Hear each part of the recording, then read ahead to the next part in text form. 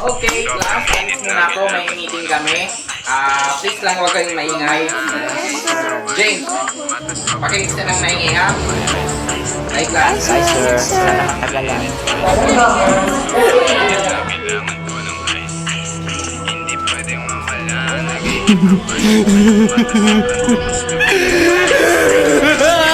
Buang. 僕がキラだ。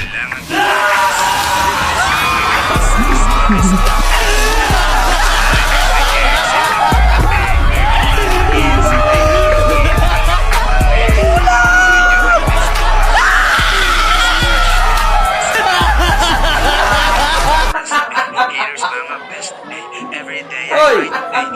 Ang nangyari kay James? Nakalolo sir. Buang na yan sir. Sira ulo na yan sir. Ang panay, tuluyan na nagiging sinupang tayo. Lahat ay nanalangin.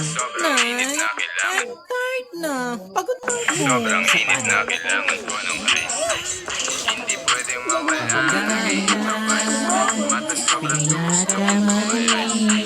mga tayo.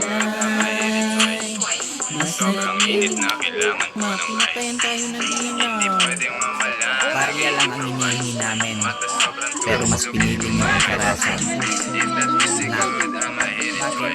Videohan mo ako. Sobrang init na kailangan Be ko careful, ng Nay. ice. Baka masin. Buhay di precise, always under pressure. Slide with my gang, safe na pagdating. Clear ng paningin, sila'y alingin. Hanggang mapraning. Akala ko mabubuhay na tayo ng normal. I'm so fresh, eh. Nasa Everest, eh. High above the rest, eh. Haters mga best, eh. Every day I grind, eh. One puff para safe, eh. Sobrang init na kailangan ko ng Bukas, mayaman na tayo. Di pwedeng mawala. Punta ka sa tindahan ng Aling Betchay at utangin mo lahat ng gusto mo. Sobrang init na kailangan. Nanay, I'm home. Bayaran mo yan! Ito may tanong si Vince. Sir, tanong lang, kung halimbawa mawala or nakawin ang kalahati ng katawan mo, habang buhay na ba kayong kalahati? Good question, Vince. Actually, ang sagot yan is hindi.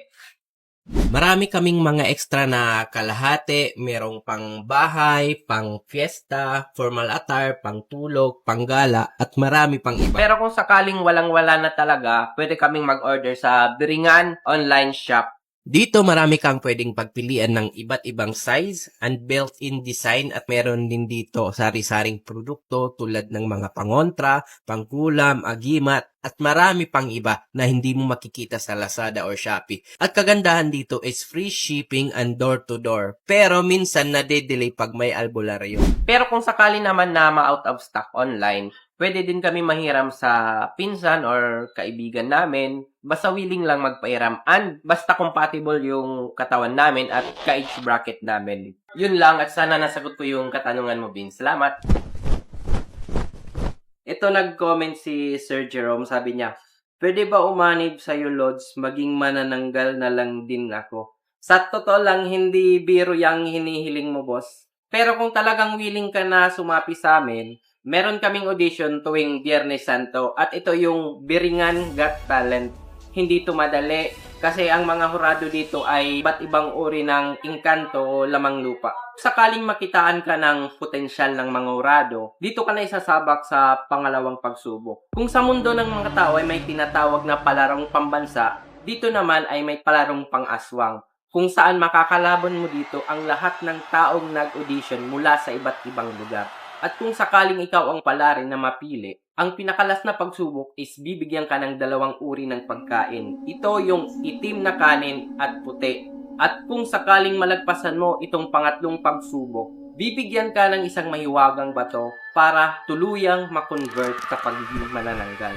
Pero may isang paraan para hindi mo na pagdaanan ang lahat ng pagsubok na ito. Ito ay kung meron kang pinsan, kaibigan, o kahit sino pang malapit na kakilala mo, may lahing aswang, pwede mo silang gawing backer. Hindi lang manananggal, kundi maraming choices kang pwedeng pagpilian kung anong gusto mong maging. At paalala ko lang, pag naging ganap ka ng manananggal, di ka na pwedeng bumalik sa pagiging tao.